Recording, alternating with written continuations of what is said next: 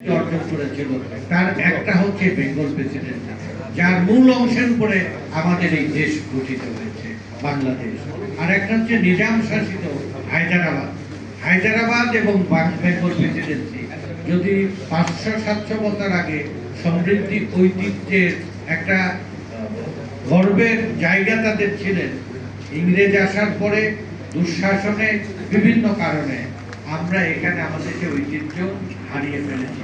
তো ঐতিহ্যের যদি একটা ইয়ে থাকে, আমরা আছি না, জিন কথা বলে না যে ওর জিন খারাপ জিন ভালো, আমাদের বাংলাদেশের জিনটা হচ্ছে সম্ভাবনা। তাহলে সম্ভাবনা যদি না থাকে তাহলে সেখানে যত চেষ্টাই হোক সেটা তো বাঁচবে না। বাংলাদেশের এই সম্ভাবনাটাকে বাঁচানোর দায়িত্ব কার? বাঁচানোর দায়িত্ব হচ্ছে নেতৃত্বে। গবেষকরা, শিক্ষকরা, সাংবাদিকরা, অন্য সবাই মিলে লিডারশিপটা দেয় হচ্ছে পলিটিশিয়ানরা। আর পলিটিশিয়ানদের মধ্যে সবচেয়ে সমৃদ্ধ সংগ্রামী অংশ হচ্ছে শ্রমিক শ্রেণীর যারা রাজনীতি করে। আমি একজন কায়িক শ্রমিক আর শ্রমিক শ্রেণীর মধ্যে পার্থক্য এখানে করতে চাই। শ্রমিক শ্রেণী হচ্ছে চিন্তায় তারা একটা অগ্রগামী শক্তি, যারা নিজেরা শুধু নিজেকেই শোষণ মুক্ত করে না, দুনিয়ার শোষণ এবং নিপীড়ন থেকে তারা জগৎকে, জনপদকে, দেশকে মুক্ত করে। আপনাদের এখানে শ্রমিক শ্রেণীর বিভিন্ন পর্যায়ের প্রতিনিধিরা রয়েছে, আপনাদের সেই ভাবনাটা যদি নিজের মধ্যে আসে যে আমরা দুনিয়ার বদল ঘটিয়েছে, সভ্যতার বিনির্মাণ করেছে শ্রমিক শ্রেণী, এই পৃথিবীর সবকিছু সৃষ্টির পিছনে যাদের তিল শ্রম আর পরিশ্রম রয়েছে, আর এই কারণেই সভ্যতার কারিগর বলা হয় শ্রমিক শ্রেণীকে। বাংলাদেশে 18 কোটি মানুষের প্লাস 12 কোটি ভোটারের 7 কোটি 35 লাখ হচ্ছে এই ভাগ্যহত শ্রমিক শ্রেণী। এই ভাগ্যহত শ্রমিক শ্রেণী শব্দটা আমি এই কারণে বলছি, তারা আর্থিকভাবে, সামাজিকভাবে সবচেয়ে বেশি মজলুম এবং সবচেয়ে বেশি সুবিধা বঞ্চিত, সবচেয়ে বেশি বৈষম্যের শিকার। কিন্তু তাদের সৃষ্টিটা, তাদের অবদানটা, তাদের সেবা ছাড়া এই দেশ এক কদম সামনে যাওয়ার কোনো রেকর্ড নেই। প্রায় 2 কোটি মানুষ, আমরা বলি সরকারি হিসাবে 1 কোটি 35 লাখ বলে, বেসরকারি বিভিন্নভাবে হিসাবে যে রেমিটেন্সটা আনে বৈদেশিক যে শ্রমিকেরা, তাদের পাঠানো টাকাটাই বাংলাদেশের বৈদেশিক মুদ্রার প্রধান আয়। দ্বিতীয় আয় হচ্ছে আমাদের গার্মেন্টস, ওষুধ কারখানা, সাগর থেকে মাছ ধরা, তারপরে পশুর চামড়া প্রক্রিয়াজাতকরণ, চা উৎপাদন, কুটির শিল্প থেকে বিদেশে যে রপ্তানি করা হয় সেটা হচ্ছে দ্বিতীয় আয়। আর দেশের ভিতরে যে সেবা খাতে যারা আপনারা বিভিন্নভাবে অফিস, আদালত, প্রতিষ্ঠানে কাজ করেন, তাদের সেবা দিয়ে এই দেশের সম্পদ এবং পুঁজিটা তৈরি হয়। এই সম্পদ এবং পুঁজিটাকে আমরা যেন প্রপারলি ব্যবহার করতে পারি, সেই ব্যবহার করার দায়িত্বটা হচ্ছে একটা সরকারের। আর সরকার পরিচালিত হয় যদি জনগণের স্বার্থটা সে বোঝে, তাহলে দ্রুত একটা আমাদের এই পরিবর্তন প্রত্যাশা করতে পারে। আমরা যারা এই সরকারটা চালায়, ব্রিটিশের 250 বছরে অনেক শাসকরা, অনেক তারা ইংরেজ সেনাপতিরা এবং নিয়োগকর্তারা এখানে দেশ চালিয়েছে। ওয়ারেন হেস্টিংস থেকে শুরু করে সর্বশেষ লর্ড পর্যন্ত। তারপরে পাকিস্তানের 23 বছরে অনেকগুলো ব্যক্তি এই পাকিস্তানের শাসনটা চালিয়েছে।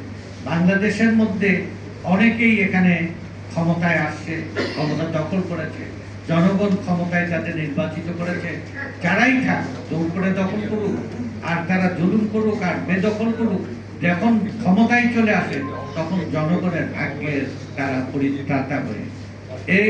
এর মধ্যে আমরা আলোচনা করি কার কথা, ভালো বলি কার কথা। আমরা যদি প্রকারান্তরে তারই দল করি, সে কারণে বলতে পারেন যে আপনার দলের নেতার প্রশংসা তো আপনি করবেনই।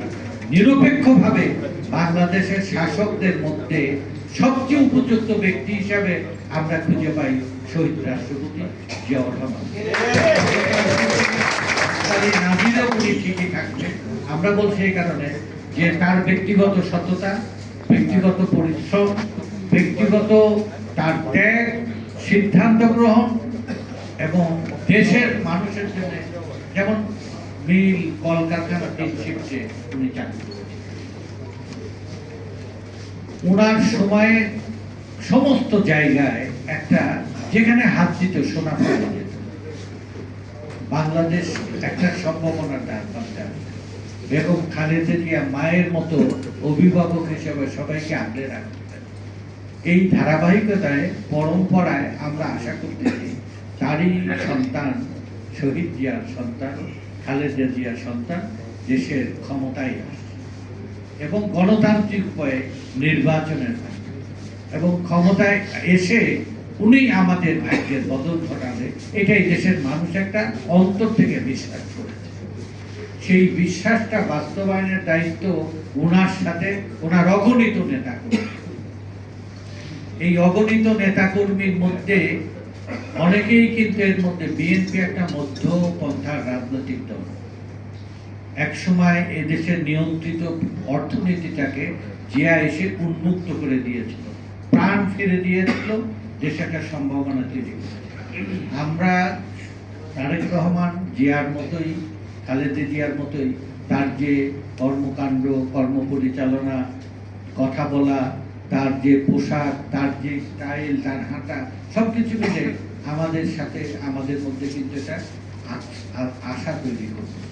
সেই আশাটাকে যদি আমরা তার চারিদিকে যারা আছে তার ফলোয়ার্সরা, তারা যদি তাদের স্বভাবে, চলায়, ফেরায়, আচরণে, কথায় সেটাকে যদি না ধরতে পারি, তাহলে এই দায়টা আমাদের উপরে এসে পড়বে। আমরা যারা এই যে ধরেন আপনারা এখানে যারা রয়েছেন, যারা শ্রমিক আন্দোলনের নেতৃত্ব দিতে চান, আমি ট্র্যাজেডির কথা বলবো। বাংলাদেশে আমরা জানতাম যে 4.5 কোটি মানুষ দারিদ্র সীমার নিচে। এখন আমি আপনাদের সাথে কথা বলার সময় ইনফরমেশন জানার জন্য গুগলে সার্চ করতেছিলাম, এটা আরো 1.5 গুণ হয়ে গেছে। 6 কোটি প্লাস মানুষ এখানে দারিদ্র সীমার নিচে। যদি 18 কোটি থেকে 20 কোটি লোক ধরি, 3 ভাগের 1 ভাগ লোকই এখানে দুঃখে, কষ্টে, জুলুমের শিকার হয়ে রয়েছে। আর আরেকটা মেজর সমস্যা হচ্ছে বাংলাদেশের কর্মহীন মানুষের সংখ্যা। শিক্ষিত, উচ্চশিক্ষিত মিলে সেটা কাজ চায়, কাজের আশায় অন্য হয়ে ঘুরে বেড়াচ্ছে। পরিবারের কাছে উপেক্ষিত, সমাজে উপেক্ষিত এবং ঘরে বাইরে সব জায়গায় সুপেক্ষিত।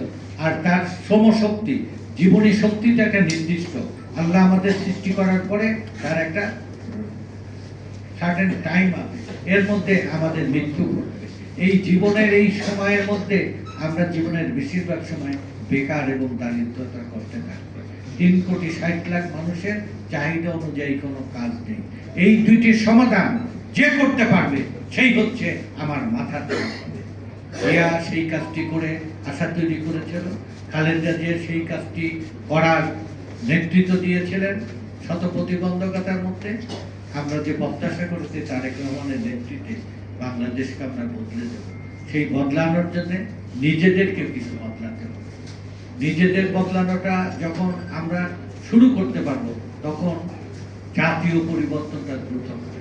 আমরা প্রত্যেক পর্যায়ে, বিশেষ করে শ্রমিক শ্রেণীর যারা নেতৃত্ব দেয়, তাদেরকেই প্রত্যেকটা জায়গায় হিংসা, দলাদলি, লোভ, লালসা, দুর্নীতির ঊর্ধ্বে আমাদের যদি আমরা অবস্থান নিতে পারি, মানুষের সাথে আচার আচরণের স্বভাবে, কাজে আমরা একটা আশা তৈরি করতে পারি।